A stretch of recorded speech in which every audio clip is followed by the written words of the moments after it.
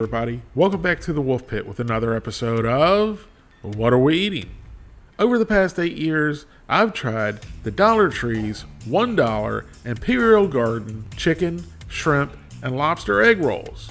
Twice. The first time in 2017, I cooked them in the oven according to the instructions on the package, and they smelled and tasted horrid, like a wet, dirty sock. I've never tasted or tried a wet, dirty sock, but I'm assuming that's what they taste like. And then again in 2019, I tried them once again. But unfortunately, I could only find the chicken and the shrimp. And this time I cooked them in the air fryer, and they were much better. If you'd like to check those videos out, I'll leave the links in the description box. Now for the third time in 8 years, let's give them a try again, in the air fryer, with the Imperial Garden Extra Crispy Chicken Egg Roll. Here's the list of ingredients. And of course, in highly processed foods, you gotta have a textured soy product of some kind. But other than that, the ingredients don't look too bad. The whole chicken egg roll has 246 calories, 7.2 grams of total fat, 1 gram of saturated fat, no trans fat, 26 milligrams of cholesterol, 484 milligrams of sodium, 35 grams of carbohydrates, 3.1 grams of fiber, 2.5 grams of sugars, and 11 grams of protein. Now for the Imperial Garden Extra Crispy Shrimp Egg Roll. Here's the list of ingredients. And of course, you can't have real shrimp egg rolls without surimi. And if you don't know what surimi is, it's the imitation crab meat you buy at your grocery store. And I'm definitely guilty of buying it from time to time to eat as a snack or in a salad. But I would never, ever cook with it. It just doesn't hold up well or taste good when it's heated. And if you, the people, ever saw how it was made, you would never eat it. Each shrimp egg roll has 233 calories, 7.5 grams of total fat, 1.5 grams of saturated fat, no trans fat, 3.1 grams of polyunsaturated fat, 1.5 grams of monounsaturated fat, 21 milligrams of cholesterol, 570 milligrams of sodium, 296 grams of potassium, 35 grams of carbohydrates, 3.3 grams of fiber, 8.8 grams of sugars, and 8.7 grams of protein. Last but not least, we have the Imperial Garden Extra Crispy Lobster Egg Roll. Here's the list of ingredients. And you know when you're in for a treat with a high quality lobster egg roll, when the main meat ingredient is crab flakes, which is surimi, followed by crab extract and crab flavor, and then finally you have lobster meat. You'd have to be absolutely insane if you expected the first ingredient to be lobster and a lobster egg roll.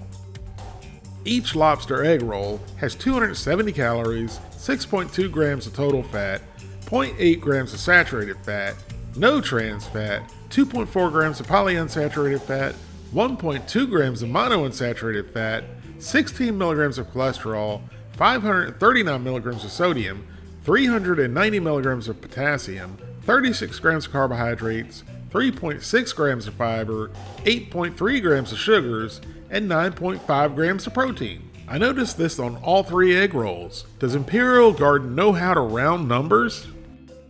Now our Imperial Garden egg rolls go into the air fryer to cook according to the conventional oven instructions on the package.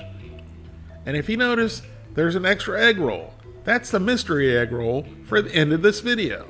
Now here's our Imperial Garden egg rolls after cooking according to the conventional oven directions on the package, minus a couple minutes, since air fryers cook faster than a regular oven does.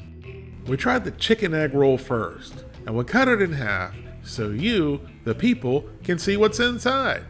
And it's nice and golden brown and looks and smells pretty good. And the inside looks really delicious. The vegetables are nice and vibrant, and they don't appear to be very soggy like some of the previous egg rolls. So into the old pile, and down the gullet they went. And although I didn't feel or taste any chicken, it was absolutely delicious. Minus the chicken, of course.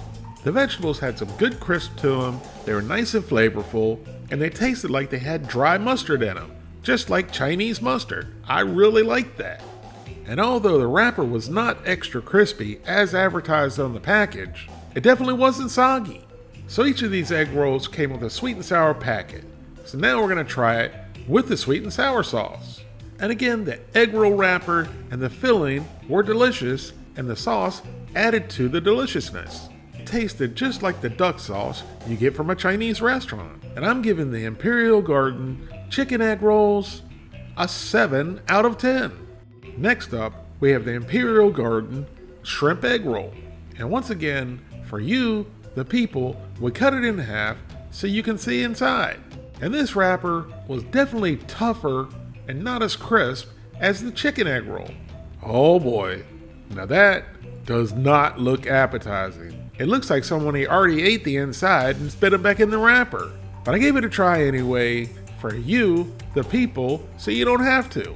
And it wasn't great, but it also wasn't horrible either, but it was close to horrible. The cabbage was very mushy with a somewhat sour flavor to it, and you could absolutely taste the crab flakes, which I did not enjoy. And as you can see, the wrapper was soggy inside. Even the sweet and sour sauce didn't really help a whole lot, which is why I'm giving the Imperial Garden shrimp egg roll a 4 out of 10. Finally, we have the Imperial Garden lobster egg roll. And as we cut into this, you can see it wasn't very crispy, but rather soggy. And the insides look nearly as bad as the shrimp egg roll. So into the old pie hole and down the gullet it went. And this lobster egg roll was terrible. It was very fishy and very soggy with a sour, funky flavor to it. Even the sweet and sour sauce couldn't save the Imperial Garden lobster egg roll, and I'm giving it a 1 out of 10. Now for the mystery egg roll you saw at the beginning of the video, the Bitewise Buffalo Style Chicken Egg Roll. And unfortunately, once again, I threw the wrapper away, so I don't have any ingredient or nutritional information, and I could not find anything online. So I apologize once again to you, the people. And as you can see, when we cut into it, the wrapper was super crispy and super flaky. And the inside looked pretty darn good. And it smelled good. So into the old pie hole and down the gullet it went. And although that wrapper was absolutely perfect, there was plenty of chicken and filling inside, but the flavor was just off. It just didn't taste very good. It didn't taste anything like buffalo style chicken, and it tasted somewhat sour. And I'm gonna give the Bitewise Buffalo Style Chicken Egg Roll a 4 out of 10. Thank you all very much for watching. Please don't forget to like this video and subscribe, and I'll see you soon.